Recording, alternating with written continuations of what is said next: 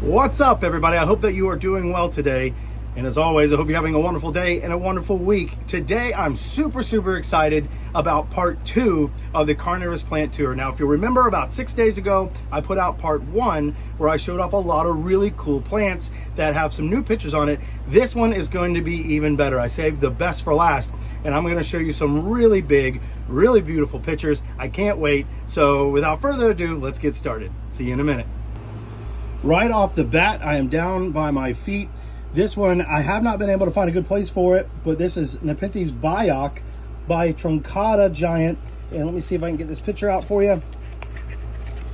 This is definitely not the largest one by far that it's produced, but this gives you a good idea of what they look like.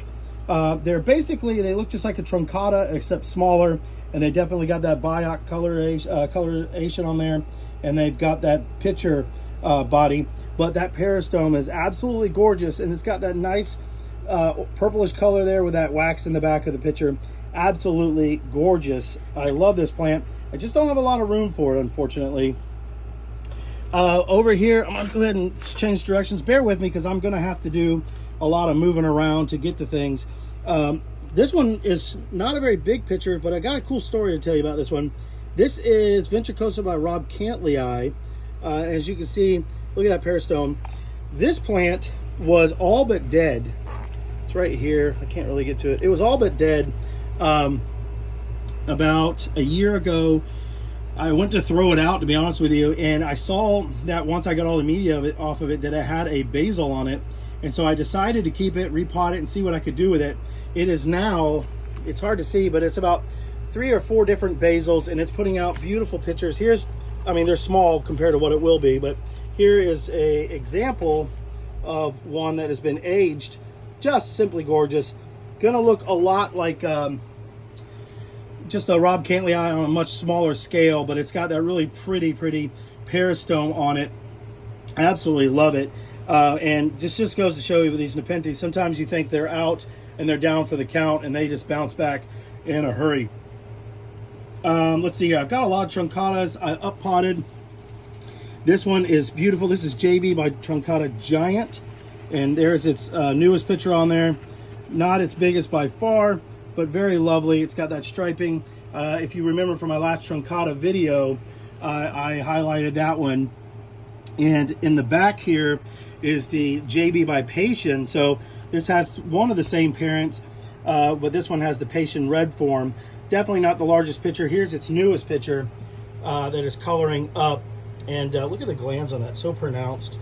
But adds this beautiful peristome, comes out lime green, and then it'll turn all the way to this red.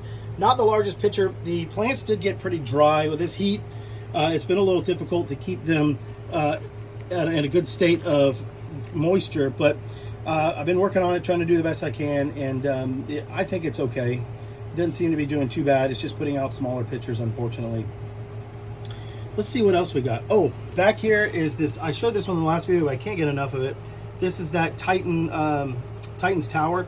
I'll move some plants here in a minute, pause the video, and we'll get back there and we'll look at all these ones in the back here. But I wanted to get to the ones I could find up front and show those off. Here's another one of the small Ventricosa by Rob Cantley. Very small compared to what they will be. However, they still are beautiful in their own right, that is for sure. Let's see what else I got. This is the newest Diariana. Look at this beauty. I just did a short on this, but as you know, I do a lot of shorts, so maybe it got lost in the noise. But beautiful Diariana. You can see there, it got a little dried out and the peristome split a little bit, but this is definitely not the largest one by far that it has produced, but gorgeous. I showed this in the last one. I showed you that picture, but it has produced this one here. And so it's continuing to do well. The plant itself is probably 4 or 5 feet tall at this point. It's doing very well, continuing to grow. And I'm excited about that. We've got, well, I'll get back there and show you that in a minute. Let me pause the video so I can move some of these plants out of the way and then get back to the ones in the back. So I'm literally sitting down in my grow tent for this next one. I'm able to get back here a little bit. Of course, I just broke the peristome. These things are just getting so dry, but This little baseball, I showed this in the last video, but I can't get enough of it. Is Sibianensis, Merliana by Sibianensis. Yeah, absolutely, or Sibianensis by Merliana, I can't remember, but it gets absolutely enormous pictures. Rob Cantley and Bergen Water Garden actually has them, and it's just amazing to see. So if you do get a chance, check those out. Such a cool plant. I cannot wait for it to get larger. Here's the Brutus that I was talking about, but I didn't get a chance to get back here. Here's its newest picture on there. Now, this is the back cross, or excuse me, a different cross than the Caesar, which I'll show in a moment, but pay close attention to the striping on the peristome, if I can actually get it on camera.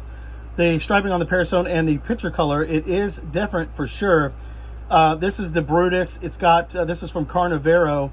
It's got that almost a cream colored peristome, or excuse me, picture body with a striped peristome. It comes out almost like this tiger stripe color, and it pretty much stays that way. It'll get a little darker, more copper color, but it continues to have almost that brownish red color in the peristome, almost through the life of the whole picture. Here is a one that's going bye-bye, but I went ahead and I put in Osmocote to help give it some nutrients, but that is definitely going to help its chances. This one is Ventricosa by Merliana by Bongzo. Let me see if I can get in there. This is the upper, really cool plant. Let me see if I can find a lower for you. Here's one, very cool. Ooh, this one back here is really cool. Look at that thing. Isn't that neat? Very tough, almost like a Loei-esque toughness to it. Definitely not as woody as a Loei, but definitely tough nonetheless. Super easy grower. Got this from Todd's Tropicals. This is actually a basil on it that is now 2.5 feet tall that I got when I got this plant. It did not picture for a while, but when it finally decided to, it got really big. Here's another newer Brutus. Look at the size of that. The camera just doesn't do it justice. I've heard other growers say that, and I was like, yeah, okay. But it really doesn't. Like, this plant, this picture is probably, oh, I don't know, 14, 15 inches tall, and it just does not look like that on camera. But see how it's got that coppery color to it on the peristome with the red. Really cool plant. I love that. And then right next to it is the big Caesar. Wait till you see this. Holy cow. Look at that. Probably 15 inches or so on that as well. That's my big Caesar female. Actually, yep, this is the Caesar. See how it's so close to the Brutus? Let me pause the video, see if I can get two of them in there together. I mean, you'd be hard pressed to find a difference in these two. The one on the left is Brutus. The one on the right is Caesar. Now, the more common male Caesar that's sold is all green. This one is from Todd's Tropicals, one on the right, and it's a female. I'm hoping to breed these two. That would be an amazing plant, but absolutely awesome plants. Almost identical in the way that they look. So interesting to see how it goes. But this is a Caesar, and this one over here is a Brutus. I wish you could see how I'm having to do this. I'm like twisted and bent. You might be able to hear it in my voice, but this is a new Caesar picture. Comes out such a candy striped, absolutely beautiful. Just in general, it's actually extremely easy to grow. This is from Leilani Nepenthes. Unfortunately, it's no longer standing. This one's from Todd's Tropicals as well. This is a Hamakua hybrid. I don't know. I can't remember now what it's hybridized with, but produces enormous pictures as well. This is actually a small one. It's probably 15 inches or so as well, doing very well and growing. It does better the more light you can give it. This is actually kind of a low light condition for it. The more light you give it, the bigger the picture will get. So if I was able to give it more light, it would grow nice and big. Look at the peristome lid, the size of it on that. This is my big Truncata.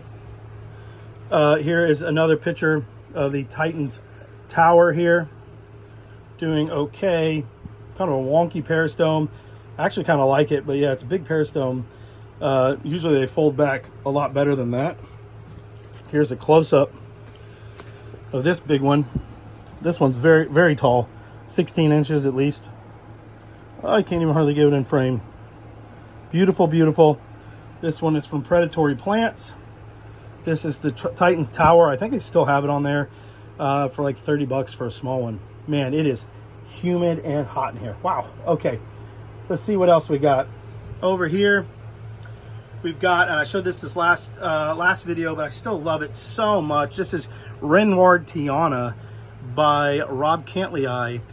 Not a whole lot of Rob Cantley going on there, but you have a plant like a Renwardiana that basically has little to no peristome, and you pair it with one that, like a Rob Cantley is a huge peristome, and you never know what you're really going to get. But in this case, it's still beautiful. I love it. It's one of my favorites, oddly enough. But here is one of its progenies. There's the Renwardiana. Look at those little beautiful eyes. I love that so much. Let me see what else I can dig out here for y'all. Look at this beauty. This is Talented Tower by Predatory Plants, and it is growing, doing just fine. It gets way more coloration the more light you give it. I don't know if you remember from my previous videos, I had it much higher up and it was doing remarkably well, and it was getting such good colors. It's foliage wise, it's growing extremely well now that it's down here, but as far as picture looks, it's not coloring up nearly as much. Here's one in the back that's a little bit older, and but still beautiful, beautiful in its own right. Well, everything's looking dry. I'm gonna have to give it a watering here after this is over. But yep, here's some smaller. I've just got these little Truncatas mixed in. This is another Titan's Tower. So this one is the same thing as this one, as you can see, getting quite large. This big leaf here actually belongs to Truncata Hiroshima. And so I don't think I have any active pictures on there now. If they are, they're buried down in here. But that's the Hiroshima clone. Doing very well since I put it on the ground. I will say that it tends, in my care at least, to be like it's since I've gotten it away from the light, it has done extremely, extremely well.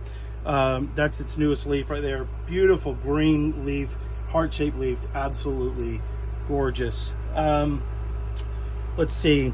This is a intermediate or upper on that Caesar alata, and just look at the shape of this. See that really like C-shaped look compared to the lower here. Not much difference as far as the coloration goes. They almost look identical, I mean, in every way, and they are really flimsy. Look how flimsy this picture is. On the inside, you can see that coloring up. Very, very similar, and again, super papery thin. I did not expect that with a Truncata as its progenitor, but yeah, very, very flimsy pictures. Here's that Diariana that is just growing. The problem with Diariana, at least in my care, is the pictures get enormous and they just weigh the plant down, so the plant just like can't hardly hold itself up against its own weight or picture weight. So I have to keep moving the pictures to help straighten the plant out. It's okay if it grows sideways, but I'm running out of room as it is in this grow tent, so I'm trying to keep it roughly growing straight up and down. Here's another of that Hamakua hybrid. Gosh, these things are enormous. This thing is over 16 inches, easy, enormous. Just doesn't look like it on camera, but that thing is huge, and I can't really get it to sit up straight. Everything's growing into each other, but really cool. Gets this like lime green. Oops, sorry. Gets this lime green yellow electric color. Very, very pretty plant.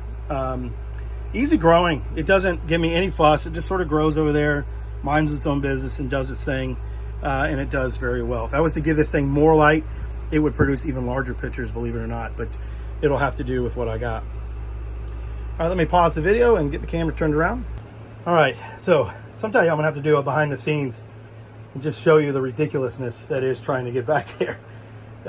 It's quite entertaining to watch. I just literally stood up and got picture juice all down my back, so that's awesome. But this one is Glandulifera by Rob Cantley. It never has done well for me until I did this move, and now it is doing extremely well.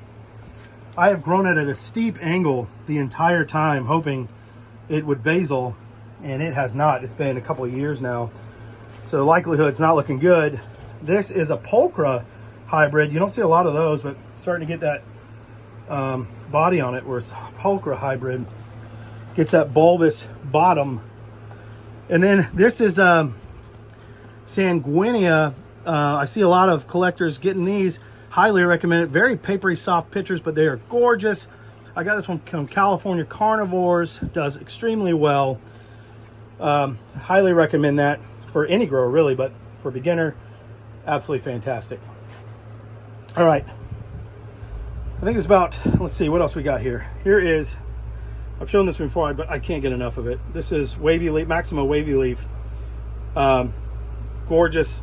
It's dried out. I got to go get my watering bucket and give everything a good soaking.